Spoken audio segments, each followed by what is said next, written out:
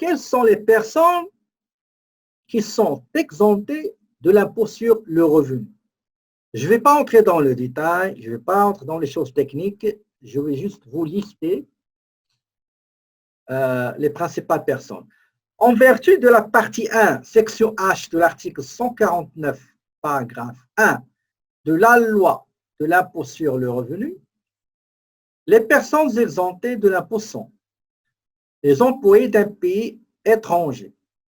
Par exemple, un agent ou fonctionnaire du gouvernement d'un pays étranger obligé, à cause de ses fonctions, de résider ici au Canada si les conditions suivantes sont réunies. Ça veut dire, si les conditions suivantes, toutes ces conditions, sans exception, se sont réunies, ben, cet employé qui travaille au Canada pour le compte de son pays qui est à l'étranger, il ne va pas payer d'impôt. Première condition. Directement, quand il est rentré au Canada, il doit résider ici. OK? Immédiatement, avant l'entrée en fonction, il résidait à l'étranger. Pardon. Ça veut dire qu'il était à l'extérieur et quand il a été désigné et nommé pour travailler dans cette administration étrangère ici au Canada, il ne va pas payer l'impôt. Mais s'il résidait ici, par exemple, c'est pour ça que moi je réside ici à Montréal, et je suis par exemple, ça fait 1 an ou 2 ans par exemple que je viens ici, et mon pays m'a appelé, m'a écouté, je vais vous nommer attaché financier ou bien attaché politique dans l'ambassade. Là, je dois payer l'impôt. Pourquoi? Parce que j'étais déjà résident ici. Mais si mon pays m'a envoyé directement, je suis arrivé aujourd'hui à Montréal, avant je résidais à l'extérieur du Canada, aujourd'hui l'avion a atterri à l'aéroport de Montréal, ben, sur mes salaires, je ne vais pas payer d'impôts. D'accord? Autre condition. Ce pays accorde un privilège semblable aux agents ou fonctionnaires du Canada de la même catégorie. C'est ce qu'on appelle tout à l'heure la double imposition. Il faut que le pays étranger, il faut qu'il fasse la même chose que moi.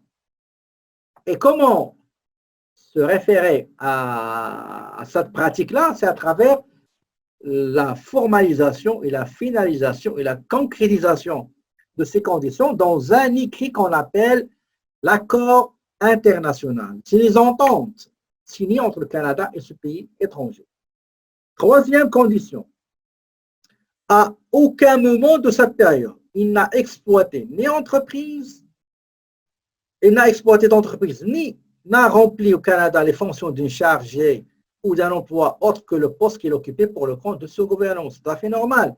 Il ne faut pas qu'il ait d'autres revenus à part le revenu principal qu'il perçoit de son pays en contrepartie du travail qu'il fait au sein de cette entité-là qui représente son pays étranger.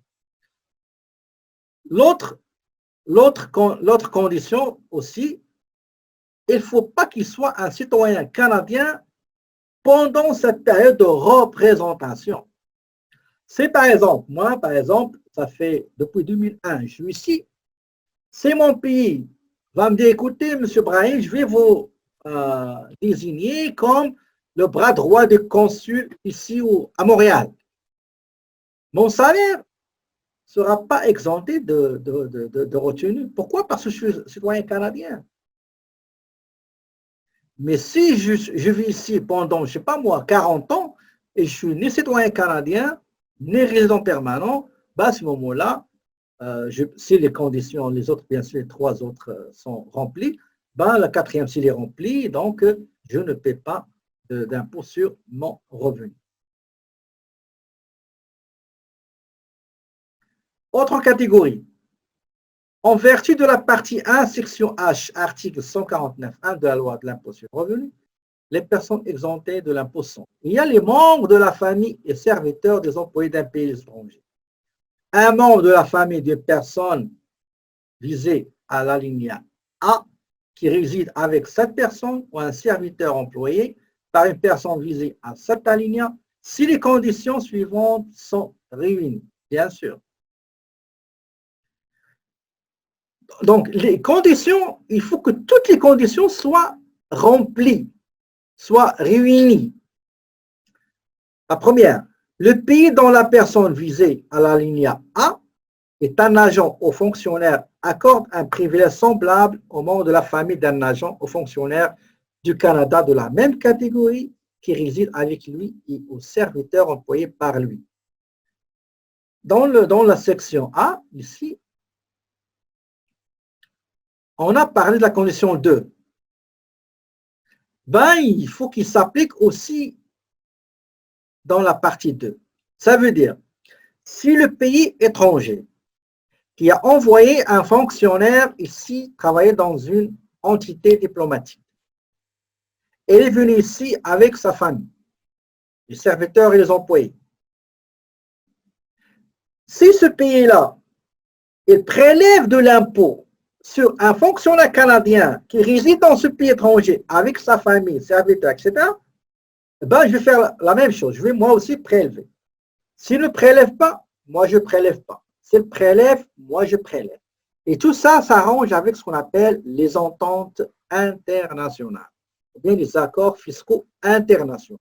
Ça, c'est la première condition. Deuxième condition, il n'a, dans le cas d'un membre de la famille, jamais été légalement admis au Canada pour y résider en permanence ou n'a à aucun moment de cette période exploité d'entreprise ni rempli les fonctions d'une charge ou d'un emploi au Canada. Qu'est-ce que ça signifie? Ça signifie que ce membre-là de la famille ou serviteur des employés d'un pays étranger, il faut c'est comme le premier, il faut qu'il soit sa première fois qu'il soit au Canada.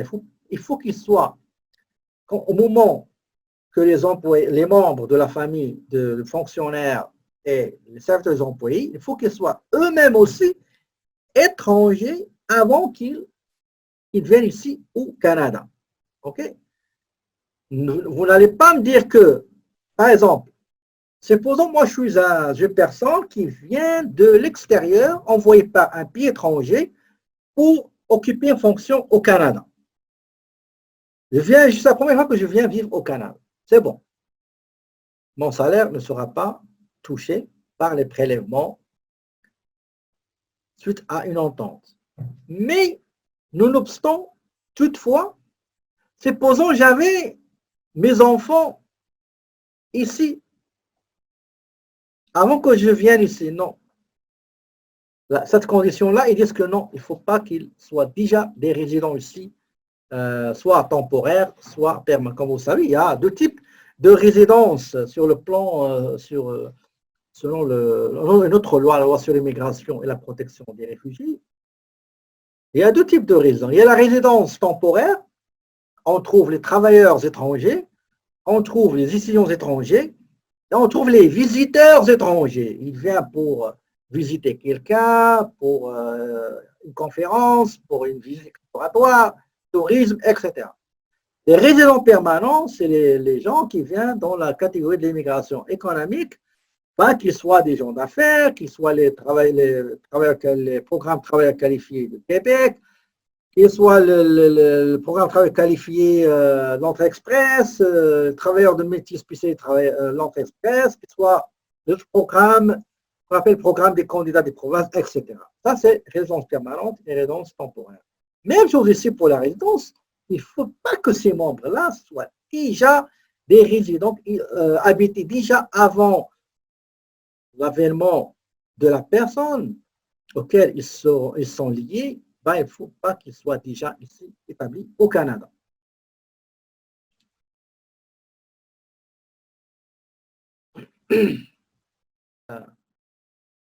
En plus de la non-résidence, avant l'arrivée de l'envoyé, il faut comment dirais-je,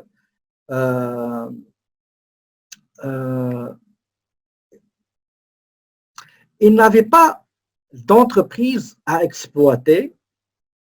Tout à l'heure, on a parlé de la résidence permanente. Regardez ici, résider en permanence. Résider en permanence, c'est une résidence permanente. D'accord? Une résidence permanente et non pas temporaire, comme je l'avais déjà expliqué l'autre fois. Et avec le temps, on va parler, dans la résidence permanente, on va parler de l'aspect fiscal qui est très important, surtout pour les nouveaux arrivants. Autre condition, dans le cas d'un serviteur, immédiatement avant d'occuper son emploi, comme serviteur des personnes, etc., c'est la même chose que les membres, que les serviteurs. Et il ne faut pas qu'il soit aussi un citoyen canadien. Supposons l'envoyé, il travaillait dans son pays étranger. Il a envoyé son fils pour étudier à l'université McGill, ou bien un 2C, ou bien un 2P, ou bien un maîtrise, ou bien baccalauréat au DSS. Son fils, il a terminé les études. Supposons il a terminé un 2P. On va prendre un exemple simple. Il a terminé un 2P de 1800 heures, qui est admissible pour le CSQ, Certificat de Section de Québec. Selon les dernières modifications du 24 juillet 2020, il faut qu'il ait travaillé 1 an et demi dans les catégories 0 à B. Pour C, il faut que l'expérience soit dans le domaine de la formation. Après ça, il a demandé le certificat de sélection du Québec. Après l'avoir reçu, il a rempli tous les formulaires, il a envoyé une demande de résidence permanente. Et il a reçu, après 22 mois, qui est le délai de traitement minimal, 22 mois, il a reçu la résidence permanente. Après quelques années, il a reçu la citoyenneté canadienne. Il est devenu citoyen canadien. Donc, pour avoir la citoyenneté canadienne, il faut résider un minimum de 1095 jours. Okay? Et pour la résidence, il faut résider à peu près 700 jours. Okay?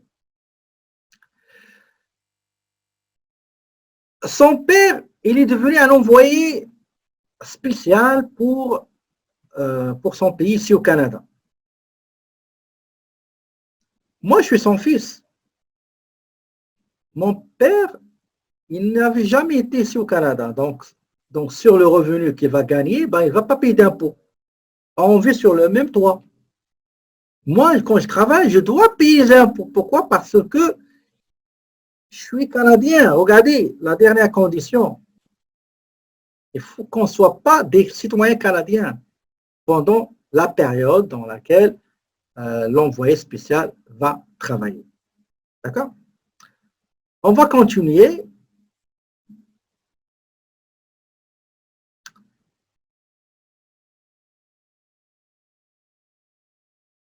En vertu de la loi 81, paragraphe 1, alinéa A de la loi de l'impôt sur le revenu et l'article 87 de la loi sur les Indiens, le revenu d'emploi gagné, on est toujours dans la partie qui concerne les revenus qui sont exemptés de prélèvement d'impôt. Le revenu d'emploi gagné par un Indien est exempté de l'impôt sur le revenu, mais très important, seulement si le revenu est situé dans une réserve.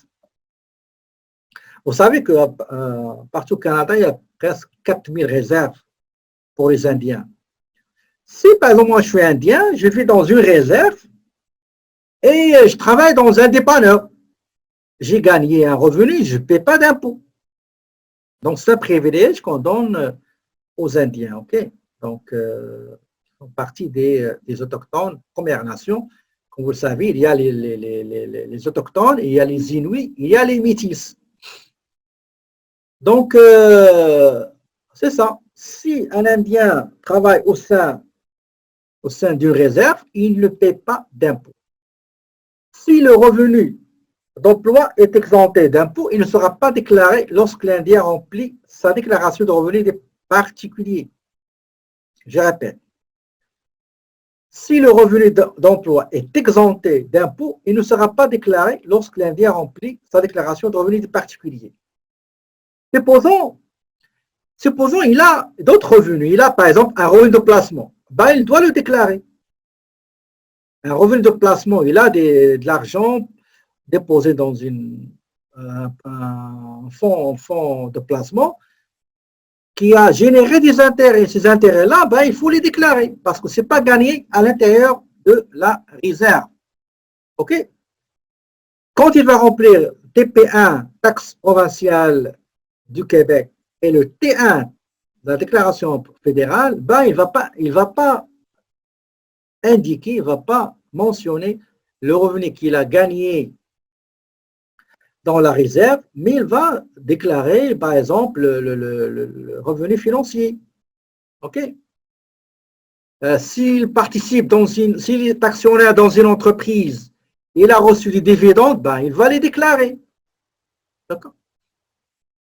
Au fin de l'exemption fiscale sur l'article 87 de la loi sur les Indiens, les prestations d'assurance emploi, les prestations du régime de pension du Canada et du régime des rentes du Québec, les prestations d'un régime de pension agréé, les allocations de retraite et les prestations d'un régime d'assurance salaire, Canadien reçoit sont traités de la même façon que le revenu d'emploi qui lui a donné droit de les recevoir. Okay? Ça veut dire que tout ce qu'on vient de dire sont des revenus qui ne sont pas exemptés. OK? Les prestations d'assurance emploi, etc., Canadien reçoit sont traités de la même façon que les revenus d'emploi qui lui a donné droit de les recevoir. En d'autres mots, si le revenu d'emploi est exempté d'impôt sur l'article 87 de la loi sur les Indiens, le revenu lié à un emploi sera aussi exempté. Je m'explique. Supposons, je travaille dans deux endroits. Je travaille dans la réserve et je travaille à l'extérieur de la réserve. Supposons, j'ai arrêté de travailler dans les deux endroits. J'ai reçu une prestation d'assurance emploi sur la base de mon travail dans la réserve parce que j'ai rempli les conditions d'assurance emploi, le nombre de minimum d'heures travaillées, le taux de chômage dans la région, etc. Ces prestations-là que je vais recevoir sur mon emploi qui est en principe exempté d'impôt, ben, on ne va pas prélever d'impôt sur mes prestations d'emploi. Si je travaillais à l'intérieur de la réserve jusqu'à ma retraite, les pensions que je vais recevoir ne seront pas taxées, ne seront pas frappées par les impôts. Supposons par exemple, je travaille dans une réserve et je cotise dans un fonds de retraite de pension privé. Une banque, par exemple. Donc, quand je vais recevoir ces pensions-là, ben, ils ne vont pas prélever d'impôts sur. Par contre, si en tant qu'Indien, je travaille à l'extérieur de la réserve, eh bien, je dois payer l'impôt. À l'extérieur de la réserve, j'ai arrêté de travailler, je vais recevoir des prestations de chômage, prestations d'assurance emploi, eh bien, je dois payer l'impôt là-dessus, etc. Est-ce que vous avez compris, s'il vous plaît, cette partie-là avant de continuer?